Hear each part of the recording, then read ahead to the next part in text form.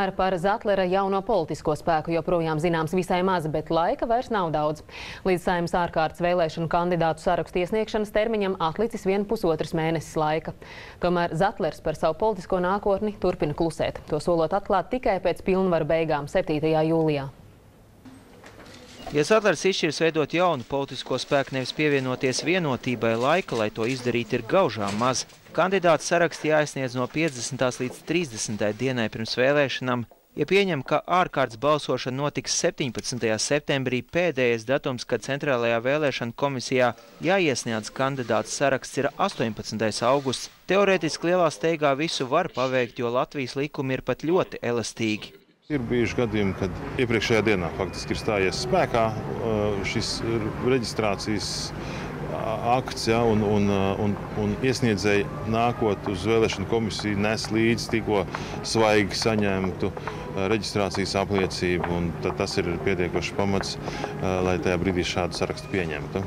Ja pieņem, ka Zatlers par partijas izveidu paziņoja jūlijas sākumā, viņam būs 6 nedēļas, lai visu izdarītu. Sabiedrisko attiecību speciālists Kristians Rozenvalds, kurš gatavojas izveidot jaunu ar Zatleru nesaistītu politisko spēku Kristīgas sociālā unija, uzsver, ka viens ir atrast 200 cilvēkus, kas parakstītos par partijas reģistrēšanu, kas cits 100 potenciālos deputāta amata kandidātus.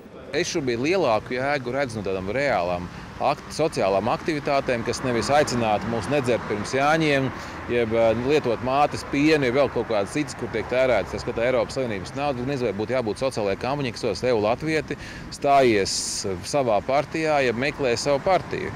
Jo tad īstenībā varētu izmainīties tas sociālpolitiskais fons, kuram šobrīd atrodamies.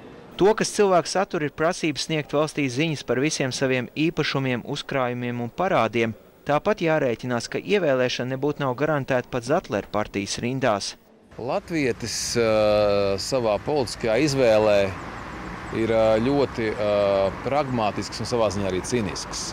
Pie nosacījuma, ja tāda, pieņemsim, Kristīga sociālā unija vai Zatlera partija pēkšņi nodemonstrētu savu kapacitāti, ka mēs esam tuvu, tur gan izvērt 45%, tad uzreiz parādītos tie paši latvieši, kas vakardien stāstīja, ka viņiem politikā nedarbosies, pēkšņi sarausītos un būtu gatavi būt pirmajās rindās. Kamēr tu nespēji šo blefu, šo pasienu, tā teikt, izlikt tā, ka tam noticis, tikmēr īstenībā tev ir tās problēmas. Eksperti uzskata, ka ja Zatlers nodemonstrēs, ka aiz viņas stāv liels pazīstam cilvēku skaits, tad tie, kas šaubās, tūlīt parādīsies.